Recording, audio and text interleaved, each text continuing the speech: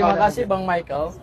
Jadi perlu saya tegaskan bahwa langkah yang diambil oleh Mas Michael ini bukan balas dendam ya. Karena Bang Andi Azwan sudah melaporkan Bang Michael di Polres Jakarta Selatan. Jadi ini bukan dalam rangka balas dendam, tidak ya.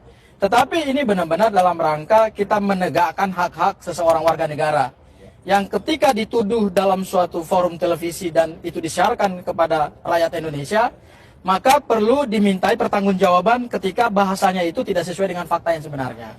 Andi Azwan telah membangun satu narasi pada saat debat di Garuda TV bahwa Mas Michael ini wartawan gadungan.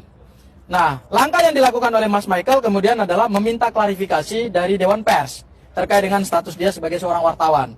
Sehingga terjawablah tuduhan yang dialamatkan oleh Andi Azwan bahwa Mas Michael ini wartawan gadungan. Maka ketika sudah mendapatkan klarifikasi resmi dari Dewan Pers, berarti Andi Azwan telah melakukan suatu dugaan tindak pidana pencemaran nama baik. Nah, pasal yang kami akan laporkan itu pasal apa saja?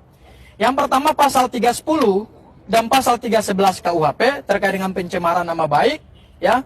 Kemudian yang kedua terkait dengan Undang-Undang ITE, yaitu pasal 27A terkait dengan fitnah terhadap kehormatan seorang warga negara.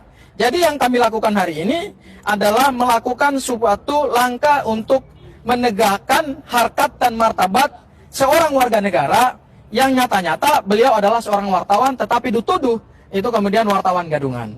Jadi tidak ada unsur balas dendam. Kami di sini adalah betul-betul ingin menegakkan hukum. Kemudian yang kedua terkait dengan bukti-bukti, ya.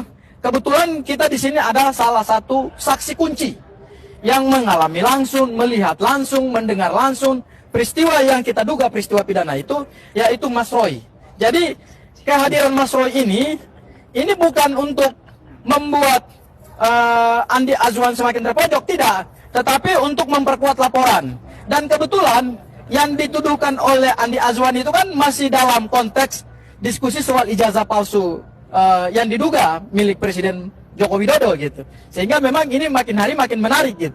Ijazah ini makin hari makin menggelinding liar seperti bola salju, bukan hanya menyasar Mas Roy, CS, tetapi ini juga sudah menyasar orang-orang Pak Joko Widodo sendiri. Oleh karena itu, seharusnya ijazah ini diklirkan dari awal supaya tidak ada lagi korban-korban baru. Ya, jadi ijazah misterius akan kembali menelan korban-korban baru dan korban-korban baru itu justru datangnya dari kubu Pak Joko Widodo.